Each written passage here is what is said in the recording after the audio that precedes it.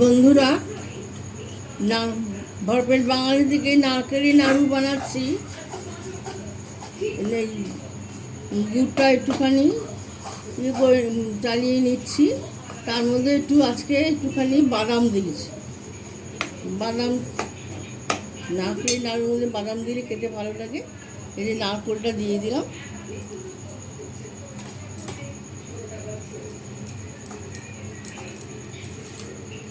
তারপরে এটা এখন ভালো করে পাক হবে।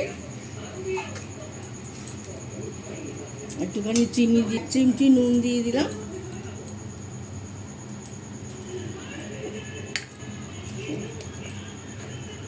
একটুখানি চিনি দিয়ে দিচ্ছি। চিনি দিলে পাকটা ভালো হয়।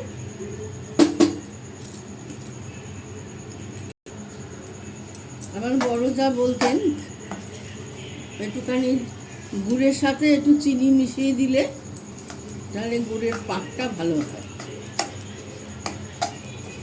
আমার নাতিরা সব আসবে, ওদের কথা মনে করে সব বসে বসে বানাচ্ছি।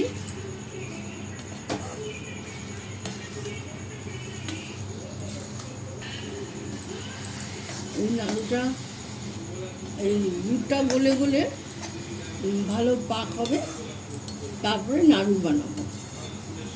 আমি কিন্তু পাক দিয়ে নিই আগে ভালো করে।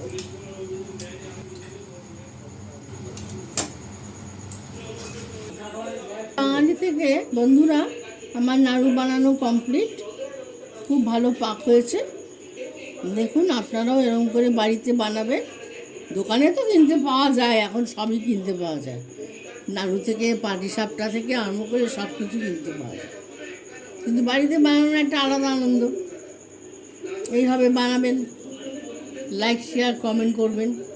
আমাদের বাড়ির বাচ্চাগুলো আসবে, তো ওরা বুধবার দিন এসে যাবে, তখন এই যে দেখুন কী সুন্দর নাড়ু হয়েছে। ভালো হয়েছে, নাড়ুর পাকটাও ভালো হয়েছে, নাড়ুর কালারটাও ভালো হয়েছে। না, আসলে গুড়টা খুব ভালো ছিল। নমস্কার বন্ধুরা, লাইক শেয়ার কমেন্ট করে দেবেন। আর ভরপেট বাঙালি @ ইউটিউব চ্যানেলে একটু সাবস্ক্রাইব করে দেবেন। নমস্কার।